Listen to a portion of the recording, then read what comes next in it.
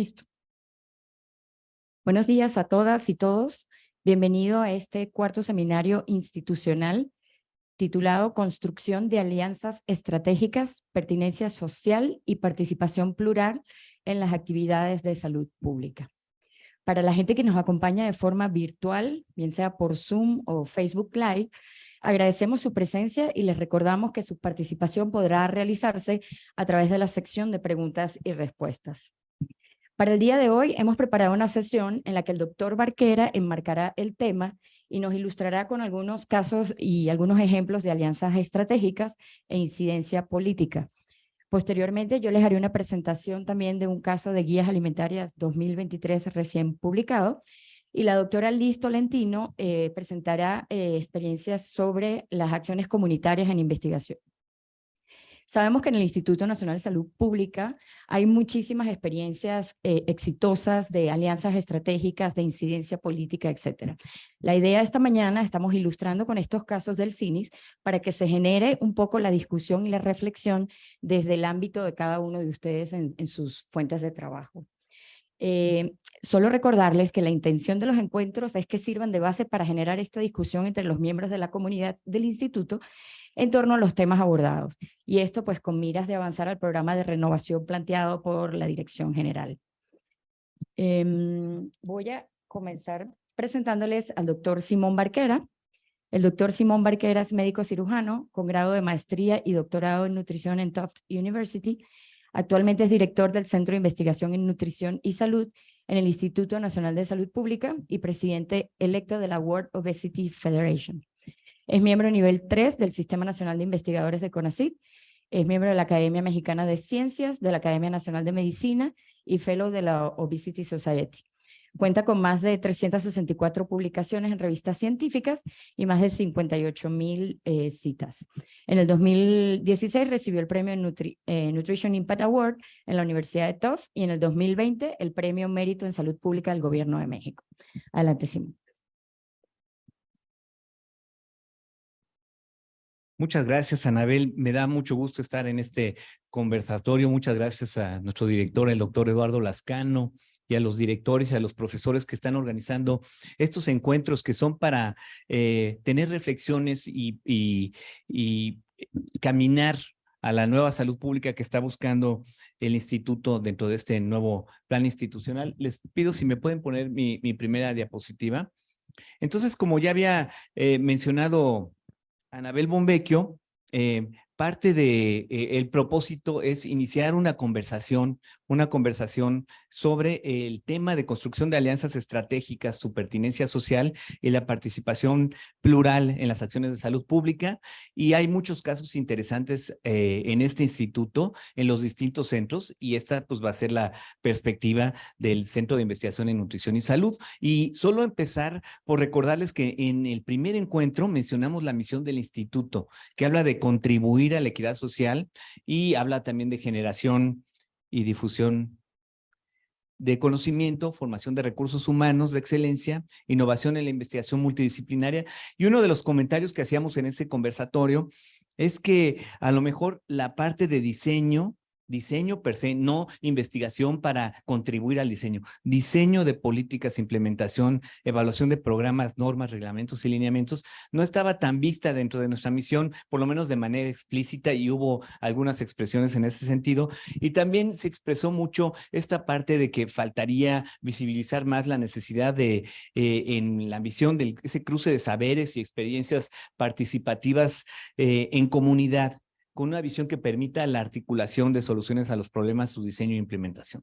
Entonces, digamos, en este marco de análisis de la misión del CINIS y luego los otros conversatorios que hemos tenido, aquí lo que queremos plantear es hasta dónde llega nuestro quehacer como profesores investigadores del Instituto Nacional de Salud Pública. Y ustedes visualicen más o menos lo que hacemos en general, cómo nos vemos, llegamos, nos tomamos nuestro cafecito, llegamos a nuestro laboratorio, a nuestro cubículo, escribimos nuestro artículo, lo publicamos, damos nuestra clase, vamos a unos comités, escribimos un proyecto de investigación y vamos a un congreso. Es ese nuestro quehacer, es ese lo que se espera de los investigadores en salud pública, de los investigadores del instituto. ¿Es esa nuestra misión o hay más que hacer, no? hay un debate importante a nivel internacional sobre la abogacía en salud pública como parte del quehacer académico.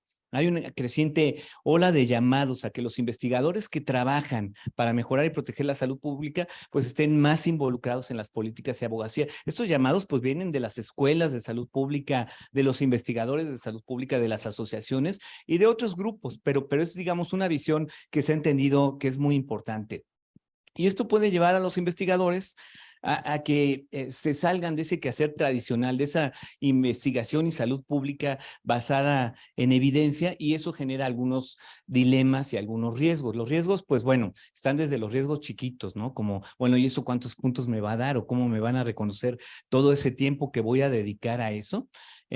O qué voy a dejar de hacer de lo que tengo que hacer. Y hay riesgos más grandes como afectar conflictos de interés importantes y que esto pues puede ser algo muy grande y ha pasado. Y dilemas, pues dilemas como este de vernos como el investigador objetivo, imparcial, que acaba su estudio diciendo, pues el estudio no es conclusivo, sugiere tal cosa, falta mucho más investigación que hacer para tener la verdadera certeza. Y bueno, pues eso sí, todos lo hacemos en un ámbito de investigación muy objetiva, pero eso no ayuda en mucho cuando uno quiere hacer abogacía para tener incidencia concreta en una política. Digamos, uno se está metiendo el pie si saliera con una conclusión de esas, ¿no? Entonces, lo que se reconoce es que la abogacía y los movimientos sociales son un componente esencial de los esfuerzos para lograr equidad en salud. Ahora, otra vez pensando en nosotros, ¿qué pasa? Bueno, publicar en revistas de muy alto impacto, estudios que realmente aportan a la ciencia, genera reconocimiento, genera promociones y deseablemente también atención política y pública al problema que estamos investigando. En realidad, el 60% de las revistas tienen un factor de impacto de 1 o menos. Eso quiere decir que en los siguientes 2 años, si tenemos suerte, una persona va a citar esos estudios. Eso es para la mayoría de los estudios. Se invierte mucho tiempo en su diseminación en congresos y simposios. De repente vemos a los investigadores ensayando horas porque van a ir al Congreso Mundial a presentar sus datos. El impacto es muy bajo. Es más bajo el impacto de esa revista y de ir a un congreso que el que tiene un noticiario por la tarde de televisión. Se ensaya por horas presentaciones académicas, simposios, clases, y de repente se menosprecian las entrevistas a periódicos, las entrevistas en radio, la difusión en redes y en medios masivos. Y tenemos que reconocer y estar muy conscientes de que sin alcanzar medios masivos, difícilmente se va a afectar alguna política o práctica de salud. En estos medios, las corporaciones dominan la narrativa de aspectos de salud y lo hacen de acuerdo a sus intereses. Entonces, es como si no entramos en ese sistema, pues es muy poco el impacto que vamos a tener. Y del otro lado también tenemos muy pocos cursos de posgrado que enseñen a los profesionales de la salud pública cómo abogar por incidencia en las investigaciones en políticas. A pesar de esto, de que en todas las ramas de la salud pública se ha demostrado la importancia que tiene este tipo de actividad. Nuestros objetivos, se habla mucho de si generan o no controversia y resistencia al cambio, y la verdad es que no generan. Los objetivos de salud pública casi nunca generan controversia. O sea, nadie nunca me ha dicho a mí que es una controversia decir que vamos a trabajar para la prevención y el control de las enfermedades crónicas. Todo el mundo está de acuerdo con ese objetivo. El problema viene cuando se generan las propuestas para resolver estos problemas. Ahí sí, si bien existen bases éticas, aquí nos forman en bases éticas para las intervenciones en salud, las disputas no se resuelven en referencia a estas bases éticas o a estos datos, sino dependiendo de la forma en la que la problemática se evalúa por los participantes y por los observadores en la discusión. Entonces, digamos, eso lo tenemos que tener muy bien, muy claro.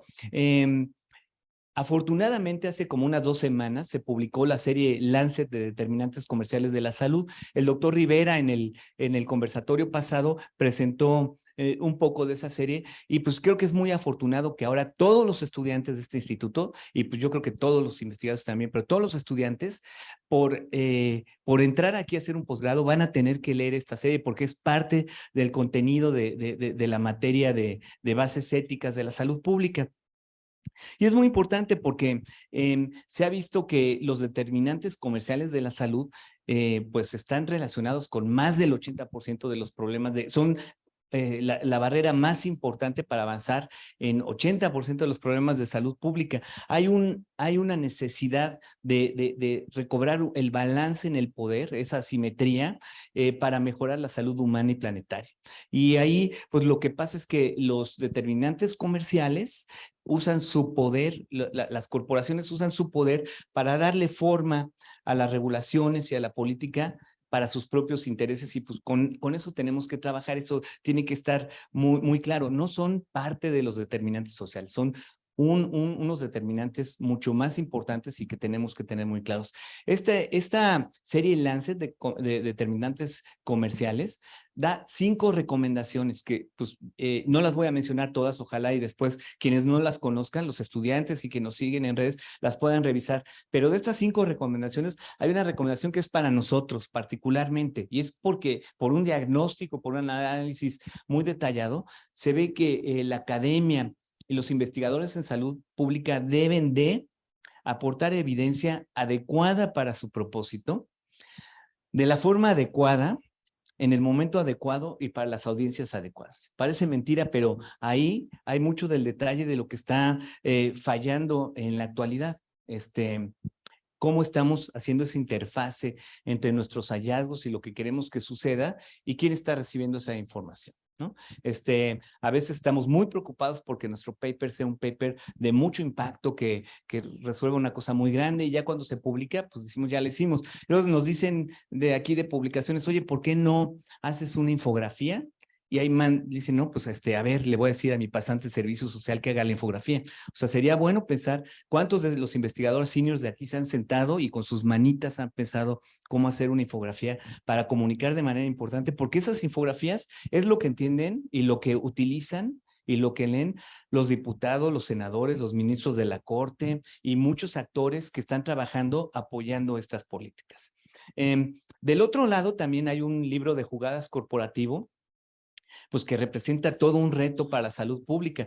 Las corporaciones saben qué hacer. Esto lo ha vivido Luz Miriam en tabaco y Inti Barrientos, y lo hemos vivido nosotros, se ha vivido en vacunas.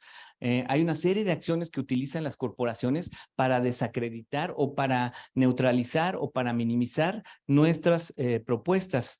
De hecho, este artículo, en esa primera, que es intimidar o difamar, la cita es a lo que pasó aquí, a lo que nos pasó a nosotros con el impuesto al refresco, con espionaje y todo este tipo de cosas como de amenaza y riesgos. Pero aquí pueden ver, ya está muy claro.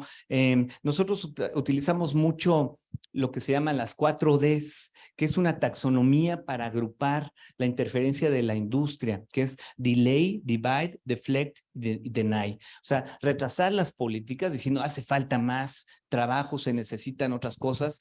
Dividir, decir, hay otras propuestas mejores, hay otros grupos que han hecho diferente, hay otros sistemas de etiquetado, hay otra forma de hacer los impuestos. Entonces, al dividir, pues retrasan también y neutralizan las políticas. Desviar también, decir, eso va a causar efectos en los empleos, va a ser un desastre económico, poner la atención en otro problema para detener las políticas, y negar también, ¿no? Decir, eso no es evidencia. A veces dicen, por ejemplo, no hay evidencia de que los personajes en los productos chatarra hagan que los niños los consuman más, no hay evidencia. Entonces, para muchas de estas, no se necesita el gran estudio de cortes ultra controlado, pero sí se necesita que se haga un estudio rápido para demostrar que los niños efectivamente prefieren los productos con personajes. Y a veces tiene que ser nacional porque eso ayuda a la narrativa. Entonces, pues ahí tenemos nosotros mucho que hacer. Aquí tenemos algunos de los ejemplos de cómo contribuye la investigación en salud pública a apoyar el desarrollo e implementación de políticas, obviamente explicando y demostrando determinantes, identificando prioridades de políticas, pero también asesorando a las ONGs para que construyan narrativas que tengan mucho sentido y que sean robustas científicamente, generar evidencia para responder a vacíos de conocimiento y fortalecer las iniciativas, evidencia para apoyar la probabilidad de impacto, esos estudios muy bonitos como los que hace Michelle Lunar en el CINIS y Ana Basto y Tonatiu en el CISP, que lo que permiten es ver cuánto beneficio potencial tendrían estas políticas, son importantísimos para la salud pública, pero no solo hacerlos, sino después llevarlos y sentarse y explicárselos a todos los actores, y los estudios de impacto, por supuesto, que también hemos hecho. Ahora, ¿quiénes son nuestros interlocutores? ¿Quiénes son los actores en la salud pública con los que se pueden hacer estas acciones? Pues hay muchos, o sea, en el CINIS tenemos muchísimos, invertimos mucho de nuestro tiempo de trabajo, no solo en las publicaciones y en los proyectos y en los congresos, pero también en las conversaciones, en los diálogos y en la construcción de visión común con estos actores. Uy, ahí se movió uno. Bueno, ¿y cómo lo hacemos? También lo hacemos con una estrategia de comunicación que tiene como muchos, lo que llamarían en comunicación, muchos productos que van dirigidos a distintos targets. Entonces tenemos infografías que les digo, el artículo no lo lee casi nadie, pero las infografías han sido compartidas pues cientos de miles de veces y son infografías de nuestros artículos.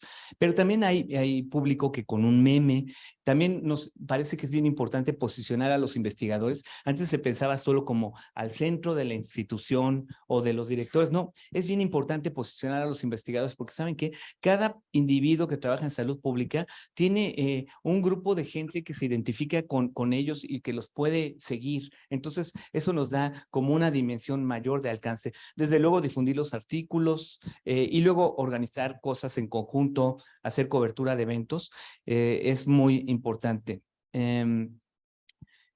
Hemos tenido un aprendizaje de cómo hacer las cosas aquí en el instituto y creo que está funcionando muy bien. Tenemos un equipo de comunicación que es excelente y que pues tiene iniciativa y tiene creatividad, pero yo creo que es más lo que este grupo busca en los centros que lo que los centros buscan y aprovechan de este grupo. Y entonces, bueno, pues ahí sería bien importante porque se han hecho postales para agencias internacionales con UNICEF, comunicaciones, afiches para los sectores, para agricultura, salud, que han tenido impactos, pero de cientos de miles y que han sido muy útiles para las conversaciones. Ahora quiero hablarles rápido en esta ya parte final de mi presentación de 5 experiencias de incidencia política donde buscamos interfase con otros actores para mover lo que nos interesa, los resultados de nuestra investigación. Se llama Nutricoy. Hicimos un colectivo de profesionales para buscar tratar de visibilizar y prevenir los conflictos de interés en la nutrición pública para que no interfieran la industria en educación, investigación y políticas. Esto lo hicimos pues generando un gran grupo multiinstitucional, haciendo un consenso, escribiendo una postura que se publicó en Salud Pública de México y después generando una base en redes sociales. Y ahorita pues hay inscritos más de 10,000 profesionales de la salud a Nutricoy. Está en Nutricoy en más de 11 países y es una iniciativa que se hizo aquí. No es una iniciativa que es parte de la definición de nuestro trabajo, pero ha apoyado muchísimas políticas y ha ayudado a que más profesionales se den cuenta de la importancia pues de la interferencia de la industria, etcétera. Entonces, tenemos, por ejemplo, esta slide que todos los miembros de Nutricoy ahora utilizan cuando van a presentaciones. Entonces están visibilizando que hay muchos speakers que vienen financiados por la industria y entonces pues dicen, yo no soy uno de esos. Y eso pensamos que es muy importante. Otra experiencia que también generó muchísimo trabajo en el Instituto Nacional de Salud Pública, es la de las redes sociales del CINIS. Este mes estamos cumpliendo 6 años de tener redes sociales del CINIS. ¿Para qué hicimos redes sociales del CINIS si tenemos redes tan buenas en el Instituto Nacional de Salud Pública? Bueno, había la necesidad de tener mucha intensidad de mensajes porque se estaba discutiendo el etiquetado y no podíamos tener al instituto poniendo 5 o 6 mensajes de etiquetado todos los días. Entonces generamos nuestras redes, generamos una estrategia. Ahorita tenemos ya alrededor de 200,000 seguidores, la mayoría son mujeres, lo cual es formidable porque quiere decir que tenemos unas redes que tienen una buena perspectiva de género, que conectan a un grupo importante. Generalmente entre la segunda y tercera década de la vida, es decir, población joven, que es la que más consume redes sociales, y muchos profesionales del área de la salud. Bueno, estas redes de 2018 a 2022 posicionaron el hashtag etiquetado Claro Ya, y lo discutieron. Se generaron 188,000 tweets con ese hashtag, 54,000 retweets, y se tuvo un alcance estimado de 289 millones de vistas a esos mensajes. Entonces, uno de los mensajes principales es, esto es muchísimo trabajo, pero en costo no es tanto, y esto no se logra escribiendo un muy buen paper, ni dando una muy buena clase, ni yendo a un muy buen congreso. Aquí pueden ver un tuit del doctor Tedros Adhanom de la OMS retuiteando al CINIS. Y eso ya lo hace todo el tiempo, nos retuitean. El director de la Organización Mundial de la Salud está retuiteando la información que emitimos porque la ve confiable, la ve útil y la ve de impacto para las políticas nacionales. Otro ejemplo es el crear grupos de expertos. Grupos de expertos toma muchísimo tiempo. En el CINIS creamos 3, uno que se llama CNAEF, Grupo de Expertos Académicos Nacionales en Etiquetado Frontal, un grupo consultivo internacional y un grupo internacional de implementación de etiquetado frontal. Para cada grupo contactamos a muchos expertos, nos reunimos con ellos, les presentamos textos, generamos una visión común, una postura, y luego ellos la apoyaron. Aquí, por ejemplo, en Salud Pública de México se publicó una conclusión de 31 expertos de 16 instituciones diciendo que recomiendan un sistema de etiquetado de advertencia para México. El poder de esta recomendación en la narrativa, pues es mucho. O sea, las organizaciones de la sociedad civil tuvieron esta herramienta para que cuando salía por ahí una voz diciendo, no, es que vamos a hacer un sistema como el europeo, algo así para desviar la política, pues podían decir, bueno, aquí hay un texto en una de las mejores revistas del país que dice por 31 expertos de la Academia Nacional de Medicina, de institutos con SNI, que se recomienda esto, ¿no? Entonces, eso ayudó mucho. También traer investigadores internacionales que ya habían tenido la experiencia, porque a veces dicen, no, eso es una ocurrencia nacional. Y entonces poderles demostrar que hay otros países que coinciden o que han implementado este tipo de acciones, pues fue muy importante. Y luego estos logotipos que son todas las organizaciones en los distintos niveles de actores que apoyaban el etiquetado frontal. Esto no saben la cantidad de horas persona que implicó aquí en el Instituto Nacional de Salud Pública, porque cada agencia de esas que están ahí escribió una carta de apoyo a la visión de la postura que teníamos, y eso requirió pues muchas llamadas telefónicas, correos, reuniones, actividades, talleres, y eso tuvo un impacto muy fuerte cuando se discutió esta política. Y pues finalmente se logró un premio de Naciones Unidas a la política de etiquetado de advertencia, pero pues ustedes saben que los premios, pues para ganarse un premio hay que concursar por el premio. Bueno, todo el tiempo que se requirió para armar el caso y concursar, bueno, pues eso también fue mucho tiempo que se invirtió, y de los que invirtieron mucho tiempo fue el Instituto Nacional de Salud Pública. Y luego cuando te dan el premio, pues la medalla nadie se entera, hay que cacarearlo, entonces hay que hacer una infografía que la vieron cientos de miles de personas, que la retuiteó la OMS, la UNICEF, las agencias del sector, el gobierno de la República, y también tuvo millones de impactos. Entonces así es como fuimos construyendo.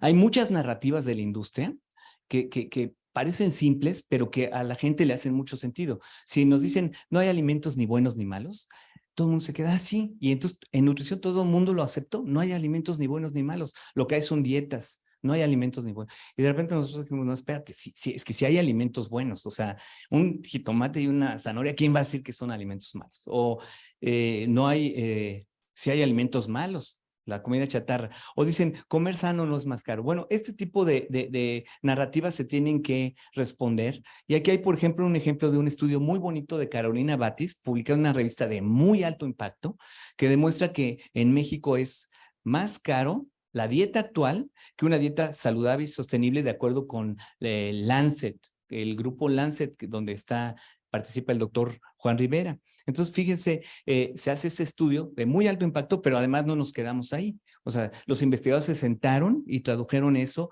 con diseñadores y con miembros del instituto en un dibujito que se le pudo presentar a los diputados, y ahorita hay una ley para una reforma para el derecho a la alimentación, y hay muchos campos donde este argumento pues ya lo dejamos neutralizado con cierta evidencia.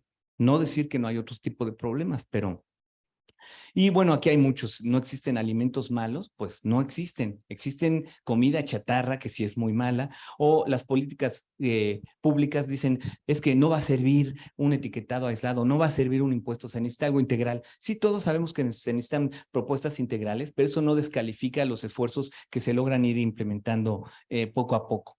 Y ya la última que quiero comentarles antes de ya cerrar es que hemos hecho desde hace 5 años actividades también presenciales y virtuales, más de 2,000 profesionales que están generando visiones comunes a través de talleres y de reuniones que nosotros hacemos de forma gratuita, pero con las que generamos mucho apoyo profesional a las posturas que estamos tratando de impulsar desde el instituto. Entonces, por ejemplo, con apoyo de Salud Pública de México, del editor Carlos Oropesa, imagínense la cantidad de tiempo que dedicamos todos, generamos una postura que firmaron 1,000 profesionales de la salud con 10 acciones que nos parece que son importantísimo que sean inmediatas para avanzar, para ser mejores después de la pandemia. Entonces publicamos esto y una de las acciones, sí, como se podrían imaginar, es blindar de interferencia de la industria de productos comestibles la implementación de políticas, investigación, la formación de profesionales y la generación del sistema de vigilancia epidemiológica. Son cosas que han estado en manos de la industria en el pasado y que queremos blindar. Entonces, bueno, pues ese es un ejemplo de cómo lo estamos tratando de articular. Y solo para cerrar, sí quiero visibilizar que la perspectiva de género es sumamente importante en las comunicaciones que hemos estado haciendo. Esto pues no es un accidente. Hay en los temas de nutrición y salud pública, la perspectiva de género es muy importante. La industria lo sabe y la utiliza en contra, la utiliza en contra de la lactancia materna, la utiliza en contra de la prevención de la obesidad. Entonces, pues nosotros estamos tratando de ser mejores y de tener reflexiones más inteligentes de por qué es tan importante tenerla y han salido cosas muy buenas. Y ahí también yo creo que perspectiva de género en esta revisión que estamos haciendo de las funciones del instituto no debe ser una palabrita que nada más estamos ahí sentados diciendo, a ver, pero métele que con perspectiva de género. No, tenemos que pensar qué queremos decir y cuáles son los problemas puntuales, ¿no? Y entonces, bueno, como conclusión, creo que sí debemos de reflexionar sobre toda esta parte de los profesionales de la salud pública y de los investigadores, cómo tiene que ver con la nueva misión del INSP que se está impulsando en esta nueva etapa, cómo desarrollar capacidades de desarrollo narrativas efectivas, enmarcar los problemas y las propuestas, más que hacer como los concursos de epidemiología, de a ver quién hace el artículo de más impacto y con el diseño que también es muy valioso, ¿no? Pero siempre y cuando esté, pues, pegado con esto, ¿no? También reconocer que la abogacía no gana con los mejores datos. Eso también es bien importante entenderlo. Hay valores fundamentales que se tienen que visibilizar como la injusticia, la inequidad, el poder de las élites, los derechos humanos y la dignidad. Y por ahí está en la abogacía lo que gana esas discusiones. Y ahí sí son muy buenos los datos para mezclar con esto y generar una narrativa que realmente toque a las personas y les haga apoyar, ¿no? Para lograr buenos resultados en los debates de salud pública se requieren alianzas, ese es otro aprendizaje.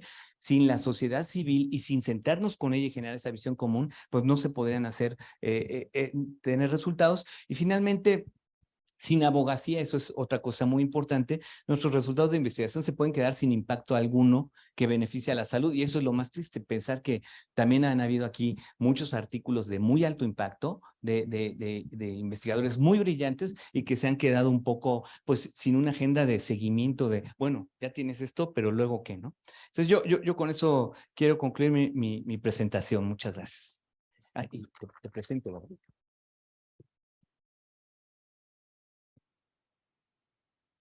Y ahora vamos a dar dos partes más que creo que complementan de forma muy importante lo que yo comenté. La primera es dándole la palabra a la doctora Anabel Bombecchio, que ustedes la conocen, es licenciada en nutrición por la Universidad Central de Venezuela, con una maestría en salud pública en Emory y es egresada de esta Escuela de Salud Pública del doctorado en sistemas de salud. Es la directora de investigación en políticas y programas de nutrición en el Centro de Investigación en Nutrición y Salud del Instituto, miembro de la Academia Nacional de Medicina y del Sistema Nacional de Investigadores Nivel 2, es profesora de la maestría en salud pública, líder de la línea de investigación en salud y nutrición materno-infantil y ha sido consultora para organismos como el BID, Banco Mundial, el Programa Mundial de Alimentos, UNICEF, GAIN y Micronutrient Initiative. Bienvenida, Anabel, gracias. Muchas gracias. Yo les voy a presentar entonces un estudio de caso que recién fue lanzado por parte de la Secretaría de Salud y que ha sido el producto de un trabajo bastante intenso que realizamos por más de 3 años varios investigadores del instituto, y es sobre las guías alimentarias. No voy a entrar en mucho detalle técnico, más bien me voy a enfocar en el proceso justamente de participación multisectorial, de pertinencia social y pertinencia cultural, cómo tratamos de garantizar esos elementos dentro del proceso del desarrollo de estas guías. Sin embargo, pues las guías alimentarias son recomendaciones multinivel específicas al contexto que permiten a los gobiernos delinear lo que constituye una dieta saludable y sostenible, alinear políticas y programas que estén relacionados con la alimentación y la nutrición, y finalmente también ayudar a la población a adoptar a patrones de alimentación más saludables y sostenibles. Dentro de la nueva definición de la FAO, ellos ya establecen que se desarrollan a través de un proceso de participación multidisciplinario, multisectorial, basado en evidencia, obviamente, y con un enfoque en sistemas alimentarios, que es también el nuevo enfoque que se les está dando a las guías a nivel global. Por lo tanto, estas nuevas guías alimentarias las estamos concibiendo como un instrumento para informar, guiar, alinear políticas, y no solo como una herramienta de educación nutricional, que era lo que tradicionalmente se hacía con este tipo de herramientas, ¿no? Consideramos varios principios rectores dentro de ellas: la definición de dietas saludables y sostenibles, el enfoque en sistema alimentario, el enfoque de género, equidad, derechos, y orientada, por supuesto, a grupos vulnerables, y contemplan tanto el impacto ambiental de los alimentos, su asequibilidad, los patrones de consumo de la población, las influencias socioculturales de la alimentación y pertinencia cultural, también unas recomendaciones de actividad física, y se hizo un proceso de adaptación para niñas y niños, mujeres embarazadas y mujeres lactantes. Una dieta saludable y sostenible son estos patrones dietéticos que promueven todas las dimensiones de la salud y el bienestar de las personas, tienen una baja presión o impacto ambiental, son accesibles, asequibles, seguras, equitativas y culturalmente aceptables. Entonces, esta es la definición un poco que nos guió durante todo el proceso. Inician con la lactancia materna exclusiva y consisten principalmente en una alimentación basada en alimentos de origen vegetal y alimentos naturales. Entonces, como les comentaba, me voy a enfocar dentro del proceso nada más en aquellos que consideré relevantes para el día de hoy. Hicimos, bueno, todo un proceso de planeación con el establecimiento de varios comités que ya los vamos a ver más adelante, y dentro del grupo GISABAC. Hicimos un análisis situacional y revisión de toda la evidencia de las diferentes encuestas nacionales de salud y nutrición, patrones de consumo, etcétera. Establecimos los objetivos preliminares de lo que queríamos para estas nuevas guías. Teníamos unas guías de 2015 que estábamos actualizando en este momento. Se hizo un análisis de dieta, de ambiente y una investigación formativa que ya lo vamos a ver, bastante detallada. Se hizo una preparación técnica de las recomendaciones, las cuales fuimos a validar junto con algunos mensajes y los iconos con la población objetivo. Refinamos los objetivos y las guías una vez que regresamos con los resultados del trabajo de campo. Hicimos esta propuesta final de las guías, se adaptó para los otros grupos de población que les comentaba, y esta propuesta y estas guías y una serie de materiales entregamos a la Secretaría de Salud, quienes igual habían estado involucrados en el proceso, como ya lo vamos a ver más adelante, junto con una canasta normativa, una vinculación que se hizo también con canastas normativas y regionales. Esto se entregó a la Secretaría de Salud para su aprobación, y en este momento estamos en aquí no está, ¿dónde está el pointer? Bueno, y justamente en abril, hace aproximadamente 2 semanas, la Secretaría de Salud pues hizo el lanzamiento de las nuevas guías, y esperamos que adicionalmente se pueda hacer una modificación de lo que es la NOM 043, que contenga justamente estas nuevas guías, y pues la regionalización a los diferentes estados, regiones y estados del país.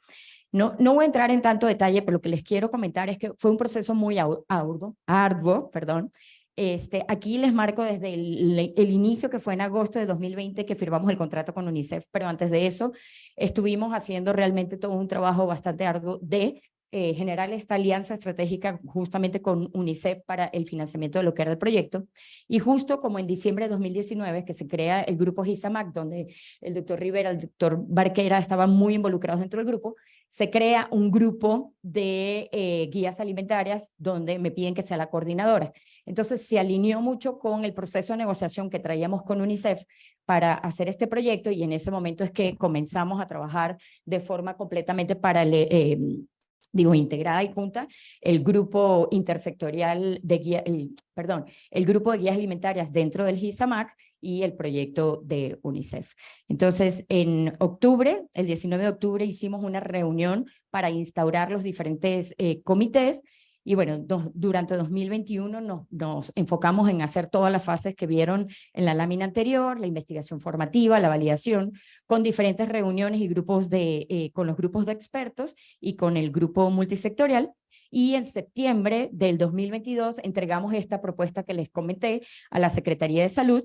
La Secretaría de Salud hizo algunas adaptaciones que ya las vamos a ver más adelante, pero se hizo el lanzamiento ahorita en abril. Y estamos esperando ya la publicación de los documentos, sobre todo de más de incidencia política, etcétera, por parte de la Secretaría de Salud en mayo del 2020, y nosotros estamos en el proceso de elaboración de las bases técnicas y las diferentes publicaciones de todo el contenido. Entonces, hablando de alianzas estratégicas, ya les comentaba, estuvimos con una participación muy cercana con UNICEF, no solo de financiamiento, también de apoyo técnico, pero el trabajo lo dividimos entre un equipo técnico del Instituto Nacional de Salud Pública junto con un equipo coordinador. O sea, fue una tarea básicamente del Instituto Nacional de Salud Pública de hacer que caminara todo en el día a día, ¿no? Y luego estos dos comités multisectoriales, el primero mucho más cercano de asesoría, apoyo técnico, consensos, revisiones, etcétera, y por eso en el timeline vieron que muchas más reuniones con ellos, y un comité multisectorial dentro del GISAMAC, donde todas las personas que habían estado interesadas dentro de GISAMAC de participar en este grupo estuvieron invitados y asistieron a estas reuniones. Un poco es también un ejemplo, bueno, por un lado reconocer a todo el equipo, pero demostrarles la cantidad de investigadores que estuvieron detrás justamente del trabajo de coordinación y el trabajo técnico, digamos, del trabajo de hormiguita, y la verdad con una buena participación de investigadores senior del instituto, del CINIS básicamente.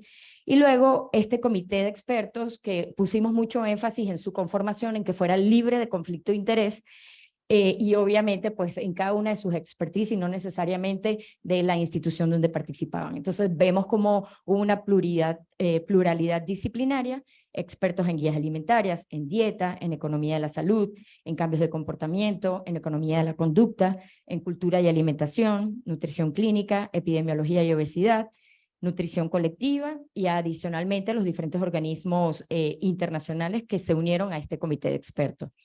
Y posteriormente, entonces aquí es donde vemos más la pluralidad sectorial, este grupo interdisciplinario del GISAMAC, donde teníamos toda la participación de estos organismos nacionales con Secretaría de Economía, el DIF, CONAVIO, Instituto Nacional de Antropología e Historia, etcétera, Coneval, organismos internacionales de nuevo, organismos de la sociedad civil, como el Poder del Consumidor, entre otros, y bueno, y diferentes miembros de la academia y diferentes universidades también.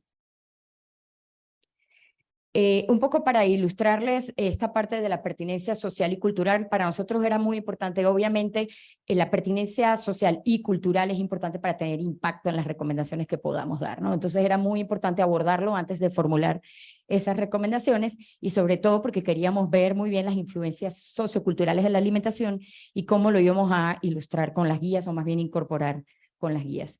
Entonces hicimos, digamos, algunas actividades que contribuyen a esto. Por un lado, investigación formativa para identificar los facilitadores y las barreras vinculadas con estos entornos alimentarios.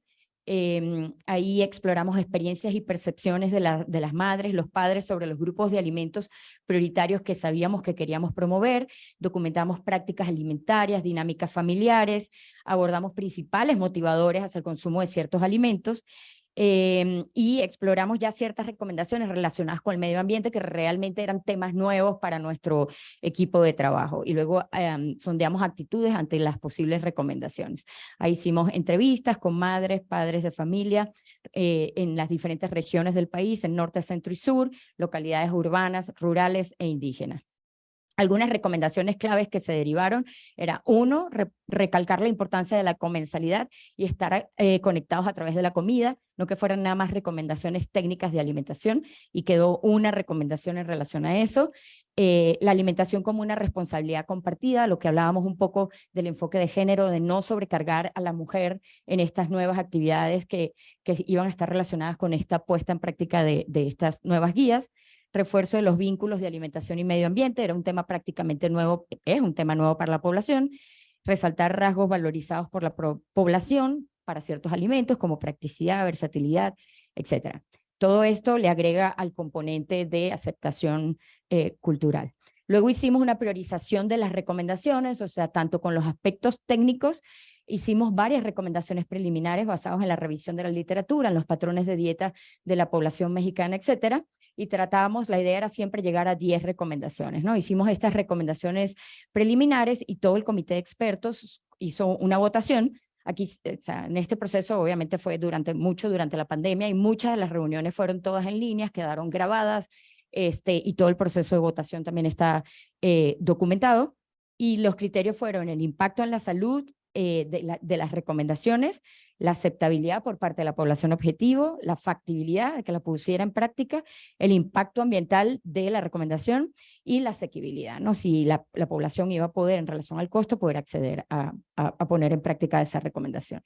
Entonces hicimos votaciones a través de estos sistemas en línea, y tuvimos que hacer varias rondas porque en un principio pues no hubo mucho acuerdo, entonces ya luego ahí era un proceso de discusión de nuevo, o sea, no podía ser tan cuantitativo nada más la votación, todo ese proceso de discusión hasta que volvimos a hacer una selección de las 10 prioritarias que fueron consensuadas 100% con el comité.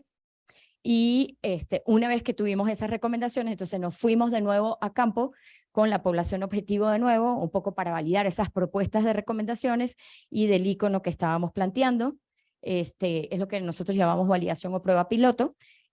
Ahí tuvimos 42 grupos focales por región y fuimos a los estados de Chihuahua, Guerrero, Morelos y Chiapas. Las entidades seleccionadas, bueno, fueron de forma intencional, pero un poco para representar a 3 grandes zonas geográficas del país. Y bueno, fuimos con madres, trabajadoras, con adolescentes y también con niños.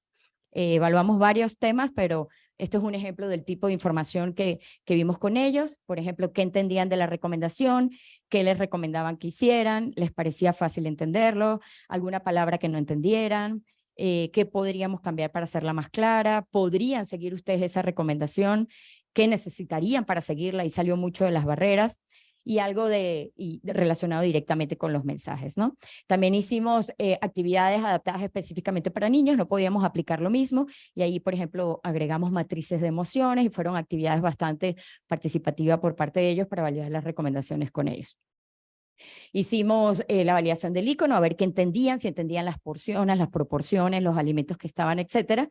Y nosotros, como equipo técnico, se había hecho diferentes modelos para un poco pensar en el cambio del icono. Y bueno, nos sorprendió que la población se quedó con el plato tradicional, nada de dimensiones, etcétera, como que no era el tradicional, porque en este plato que se había planteado, pues teníamos elementos de la cultura mexicana, como el plato de la talavera, y bueno, había cambios que se habían realizado, ¿no? Pero básicamente se quedaron con el plato plano al que estaban acostumbrados a ver. Con estos resultados, de nuevo, volvimos, hicimos todo un proceso con el comité, desarrollamos las guías, el planteamiento de guías finales. Fue muy importante este proceso de validación, sobre todo para el lenguaje que íbamos a transmitir, cómo íbamos a mandar las recomendaciones, qué tipo de información se requerían. Una cosa importante es que la población pedía mayor explicación. Entonces, a veces pueden ver que las recomendaciones, la formulación es larga, pero esto viene todo de parte de la propia población. Entonces, esto fue lo que entregamos a Secretaría de Salud. Este era el plato que habíamos propuesto. Eso fue en septiembre. En abril, la Secretaría pues revisó los materiales, hizo el planteamiento de este nuevo plato. Básicamente se mantuvieron todos los principios que habíamos planteado, lo hicieron un poco más semejante al plato anterior, lo cual está bien porque se puede capitalizar mucho lo que la población tiene en relación al plato. Pero bueno, cambió un poquito a la propuesta que habíamos hecho, pero sobre todo los elementos técnicos que estaban considerados dentro del plato, como por ejemplo estas letritas que ven al lado que tienen que ver con la de temporada, producción local, que tiene que ver con impacto ambiental, evitar los productos con sellos para la alineación de política, todo eso se mantuvo. Y aquí no pretendo que lean las recomendaciones ni las voy a leer, pero también las recomendaciones quedaron prácticamente igual, hubo cambios en la formulación para hacerlas más cortas, etcétera, pero de nuevo fueron las mismas 10 recomendaciones que planteó el comité de expertos. Entonces, ya para finalizar, pues hay una serie de innovaciones que hicimos en este proceso y que contemplan estos temas que hemos estado viendo a propósito de este cuarto seminario, ¿no? Primero, pues la conformación de este grupo de expertos multidisciplinario y multisectorial le dio mucha más solidez al proceso y también quizás mucho más compromiso para pues publicar o lanzar el producto generado. El enfoque en sistemas alimentarios, que es bastante innovador, e incluyendo la lactancia materna como el primer sistema alimentario.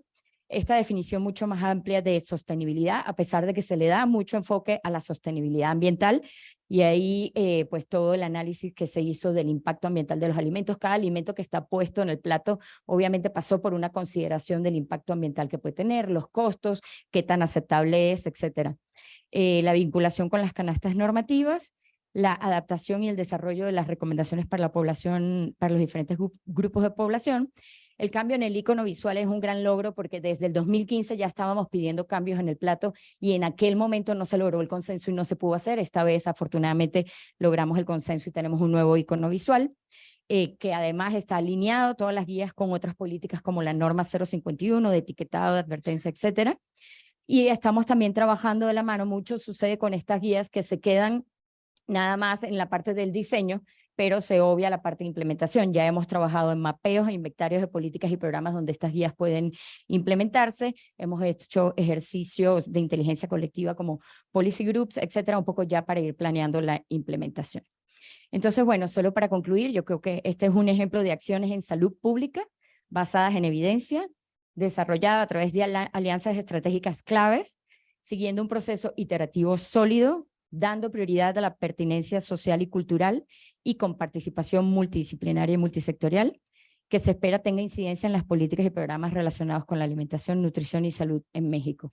Adicional a que sea una herramienta de orientación nutricional que va a contribuir a que la población se mueva hacia patrones de alimentación y actividad física más saludable para disminuir el riesgo de enfermedades crónicas, proteger nuestra biodiversidad y contribuir a la sostenibilidad del planeta.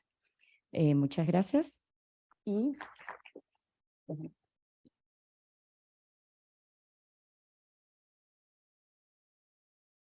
Entonces, ahora les voy a presentar a la doctora Lisbeth Tolentino. Perdón que necesito mis lentes. La doctora Lisbeth es licenciada en nutrición con estudios de maestría en ciencias de la salud en el Instituto Nacional de Salud Pública y de doctorado en el Colegio de Chihuahua. Ha sido profesora titular de la licenciatura en nutrición en la Universidad Autónoma Metropolitana Unidad Xochimilco y consultora para el Banco Interamericano de Desarrollo. Es coeditora de libros, autora y coautora de diversos artículos científicos. Actualmente labora en el Centro de Investigación en Nutrición y Salud del INSP y coordina varios proyectos relacionados sobre todo con el monitoreo de entornos obesogénicos. Muchas gracias, Liz. Gracias, Anabel. Buenas tardes.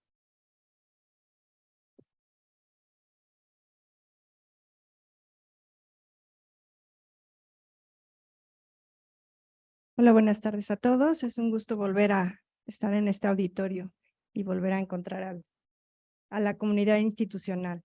En esta presentación les voy a hablar de nuestra experiencia que hemos tenido en los proyectos a nivel comunitario. Bueno, en esta diapositiva presento los nombres de algunas personas que han colaborado en el desarrollo de las investigaciones que a continuación voy a presentar. Desde 2021 estamos desarrollando el Estudio Nacional para el Control y Prevención de Enfermedades Crónicas, un estudio financiado por CONACYT. Para ello hemos trabajado en 5 líneas estratégicas y hecho alianzas para cumplir con los objetivos planteados en este proyecto. En esta ocasión me voy a referir a enfocar solamente la línea de acción comunitaria. Los componentes de la acción comunitaria se diseñaron desde el enfoque de capacidades y en el marco del derecho a la salud con un diseño de investigación-acción participativa, de tal manera que se articulan acciones de producción de conocimiento con otras de aprendizaje y de acción social en un proceso iterativo en el que se distinguen momentos de diagnóstico, desarrollo y de evaluación. Me voy a enfocar particularmente en el componente de implementación de un modelo de atención integral centrado en la persona para el cuidado y control de enfermedades crónicas en unidades de primer contacto de la Ciudad de México.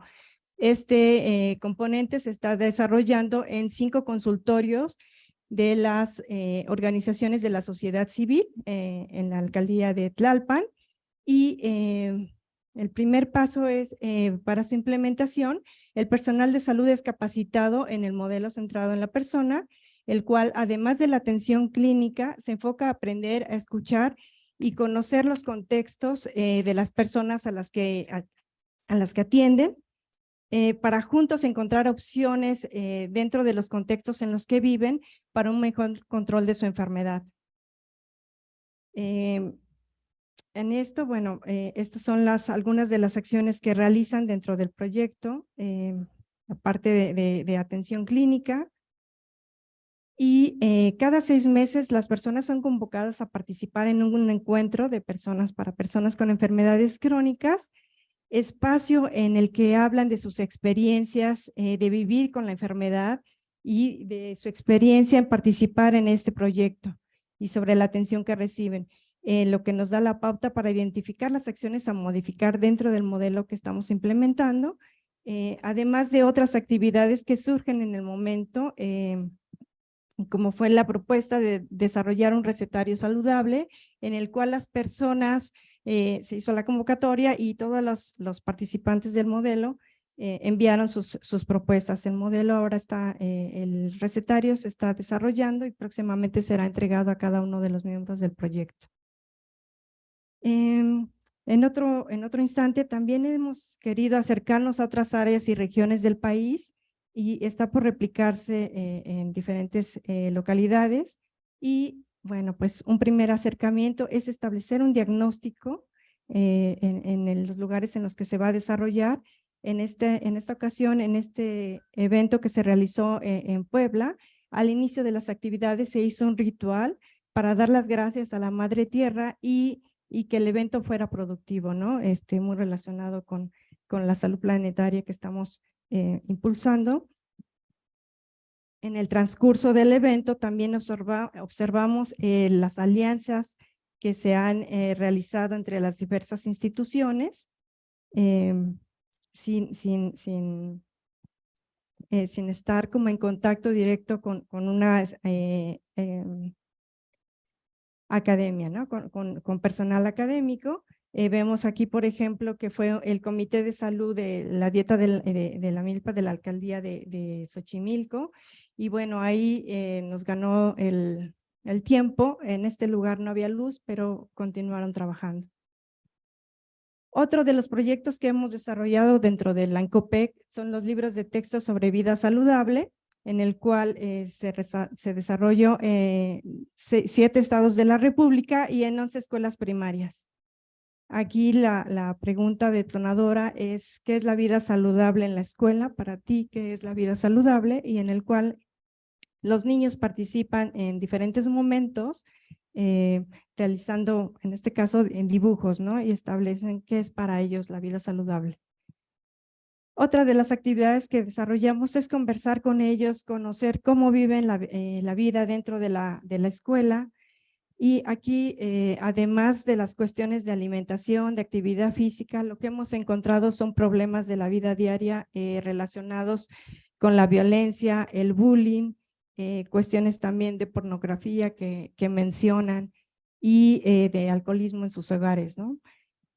Una de las actividades también que se plantea, como se puede observar, aquí ya no funciona el puntero, es devolver a la comunidad, establecer un diálogo para devolver la información que se realiza. Esto es a través del jurado 3, en el cual hay un juez, hay una persona que la hace de abogado, y los niños participan, ¿no? En el cual destacan cuáles son los problemas y cómo se pueden solucionar dentro de esa escuela. En el caso de aquellos lugares en los que hemos encontrado donde los directores son muy huraños, ellos plantean y plantearon organizarse para ir a conversar con él y decir qué no les parece de lo que se vive dentro de sus escuelas. Bueno, en esta aquí nos tocó en Campeche el bailable que estaban organizando para el Día de las Madres y son sus trajes típicos. Bueno, una forma de devolver la información que hemos encontrado en realizando este tipo de proyectos es a través de los libros, en el cual con relatos breves, claros, tratamos de devolver la información que nosotros conocemos. Y bueno, el año pasado tuvimos la oportunidad de que la Secretaría de Educación Pública publicara estos 2 libros y los incluyera en la materia de vida saludable, los cuales se distribuyeron en más de 11 millones de libros en todo el país. Y bueno, otro tipo de proyectos en los que utilizamos la investigación acción participativa fue para la comprensión del etiquetado en población escolar, y aquí también seguimos la dinámica para dar a conocer el nuevo etiquetado y ver cómo respondían los escolares ante esta nueva estrategia. Bueno, a modo de conclusión, pensamos que la salud planetaria es un diálogo de saberes donde se entretejen el conocimiento científico con el conocimiento empírico para lograr un objetivo común. Y bueno, para el CINES es muy importante el trabajo a nivel comunitario y estamos trabajando en diferentes espacios para lograr este objetivo. Gracias.